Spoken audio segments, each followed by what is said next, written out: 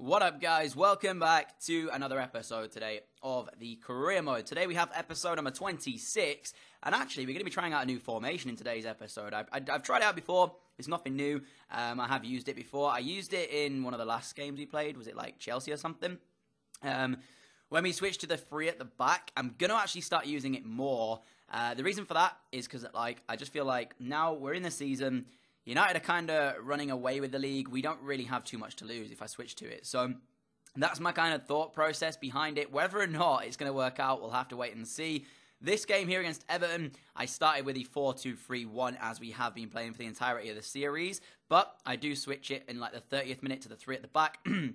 We go to the 3-4-1-2, which is the one that I think I'm going to use. There is, of course, a 3-4-3 and a few other ones like that other people like to use. But in terms of that one, I think for most parts, I'm going to be using the 3-4-1-2. Of course, it leaves you a little bit more, I guess, exposed at the back. But overall, it's like it gives you so much more going forward that I just feel like it's worth it. You know, my defending has never been great in FIFA. I feel like I can't really defend very well in any of the games that FIFA ever bring out. So what's the point in me trying to defend if I can just attack and score more than the opposition? But I guess we'll find out if it's going to work, because it may not work, and it could be a situation where I am just talking rubbish and we end up, losing games left, right, and centre. But luckily for us, this first game against Everton, we did pick up a penalty inside the first 20 minutes. At this stage, I was still on the 4-2-3-1, so of course I still had the four at the back to rely on and stuff.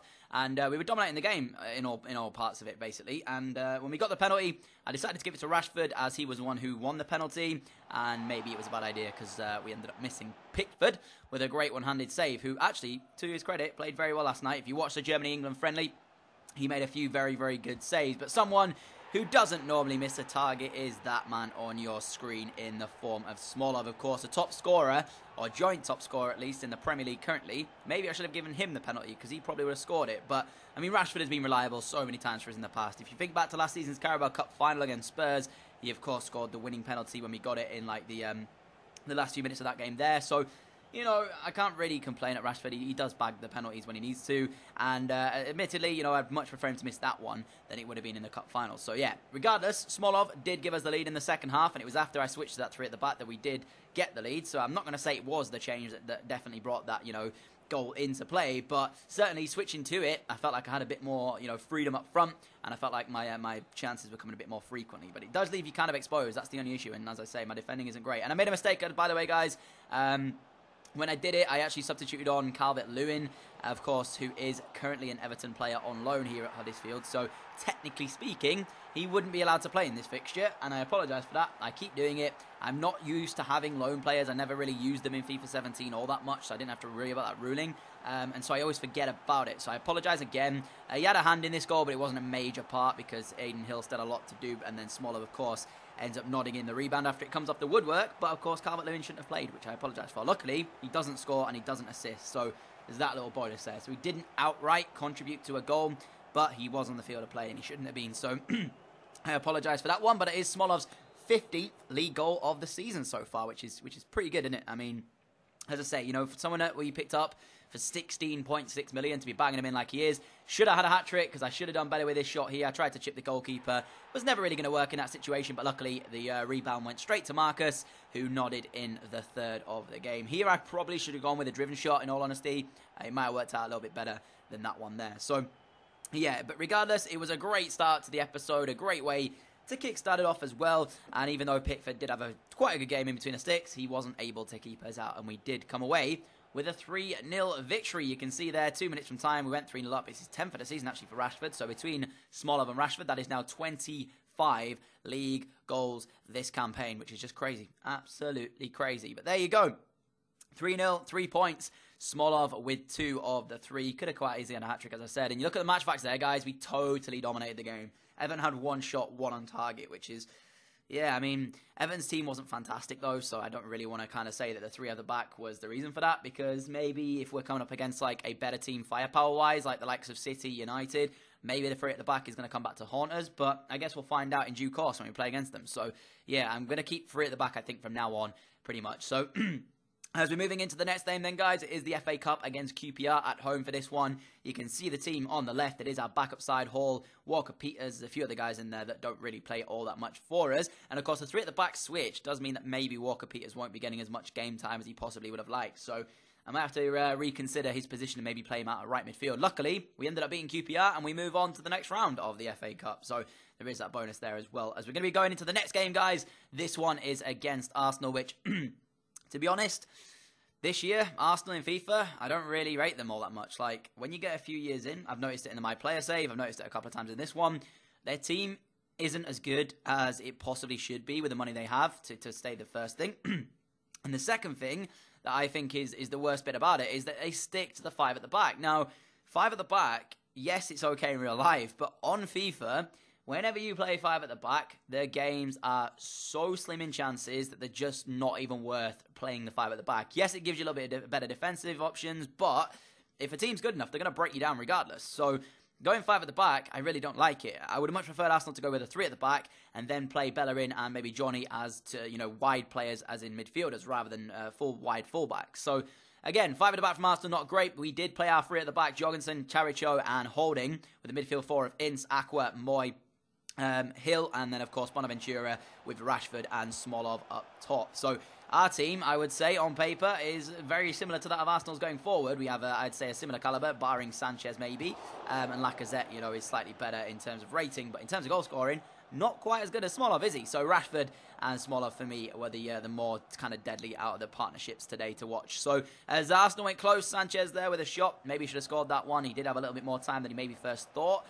We ended up with our first chance of the game. 29 minutes in. Aiden Hill actually came from very, very deep, and he hits an absolute wonder goal there. You can see, left-footed, makes no mistake about it. Bang. Top corner, in off the post. Thank you very much. Arsenal 0, Huddersfield Town 1. And this little man is absolutely beast. He's going to be like a repeat of Ollie Hill. If you remember, guys, in the Road to Glory save of FIFA 17, of course, coincidentally, they've got the same surname. So maybe they're brothers from another mother. Let's put it that way. Or maybe they are like a distant relation. Just don't know. Anyways, of course, Ollie Hill had a 5-star in his skill moves and his weak foot. Now, this man, Aiden Hill, has got a 4-star weak foot with 5-star skill moves. So maybe he's going to be as good, if not better, than Ollie Hill for us, but we'll see. I mean, that finish, it's world class, it's quality, and it was kind of, no, I wouldn't say unexpected, but certainly speaking, the game itself didn't have that many chances in the first 30 minutes, so to get the goal there was pretty good, and it's his first of the season in the Premier League for Hill now, so yeah, pretty decent there as well. As we move into the second half, Sanchez on this left-hand side,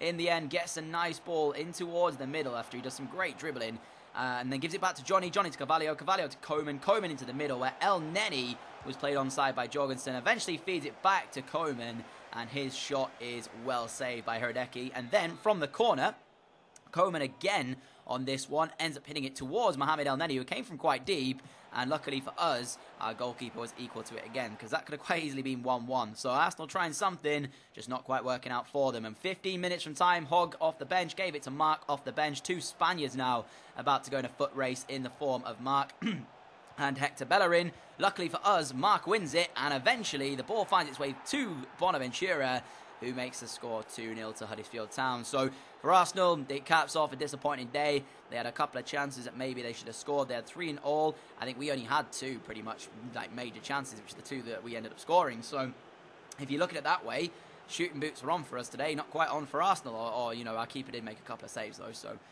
there is that to consider. But I mean, overall, I looked at it and I thought, you know what, it is what it is. I mean, again, I just don't quite know what happens to Arsenal in this game. I feel like the signings they make and stuff, it's just not good enough. There's a few teams like that, guys. This year's game, and certainly like overall, they play some weird teams when you come up against them. Liverpool have done it to me in the past as well. They've had some weird lineups out, and I don't know what it is. It may be just like in the coding or something. But yeah, the bigger teams that you would expect to be quite a tough challenge sometimes do feel the most crazy teams in the world. Like, for example, think back to last year, Arsenal played with Rennie Adelaide in between the sticks in one of the games we played. Legit played with a right midfielder or a midfielder in goal. So, I mean, that already is baffling enough. So, regardless, we came away with a 2-0 win. It now means, of course, we get 3 points in the first game, 3 points in the second. Now we sim in this one against Derby County, who actually did defeat us in the other sim game we did against them away from home. So I'm looking for redemption here. I felt like at home we should be able to beat them. Bonaventura gives us the lead in the 21st minute of the game. And then we end up scoring again with Marcus Rashford with a penalty. I think we end up winning this by 3-0. I do believe, unless I'm a bit wrong there. Aqua scores, there you go, that's a third. No, Smolov scores. Okay, we win it by more, 4-0. So yeah, Smolov on the score sheet as well, which of course increases his goal tally for the season so far. So 4-0 win, 3 points on the board, a crushing defeat for Derby, and it means we move one step closer to chasing down United. And as you saw right there, we're a point behind Manchester United on the same games played. So as I promised, I said I would check out Siu got out of their group. Sadly, guys, Watford didn't make it out of their group.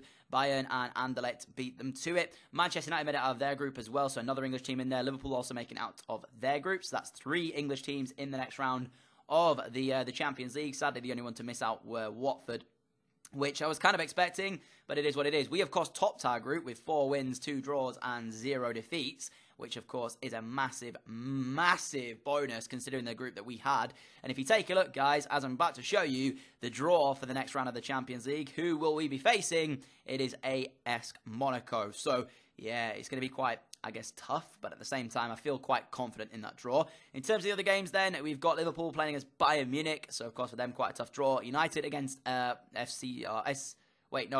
Sporting CP, that was it. What am I talking about? I was about to say FC Porto. Sporting CP is the team they're playing against. So, for the English teams, the only one with a major, difficult ask, I would say, is Liverpool. I think, in terms of quality, I think Monaco and Huddersfield are fairly evenly matched, and I do believe that United will be able to get past Sporting CP. So, I think it'll be probably 2, maybe... I'd like to think we can have 3 teams advancing from England through to the next round, but...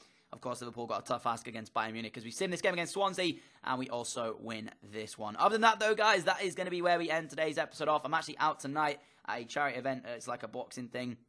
I'm out with a couple of, I guess, family members and friends, so I'm going to that tonight. So I won't be around to reply to all your comments, so thank you if you leave them. Also, tomorrow I've got somewhere else to go, so I don't know if there'll be 2 videos or just 1 tomorrow. So stay tuned anyway, guys. If you haven't already, click that bell. Make sure you never miss an upload. You get a notification whenever they go live. Thank you so much for all of your support. Really appreciate it, guys. I will see you all again from 4 p.m. tomorrow, guys, for yet another video. Don't miss it. Catch you all then. Adios.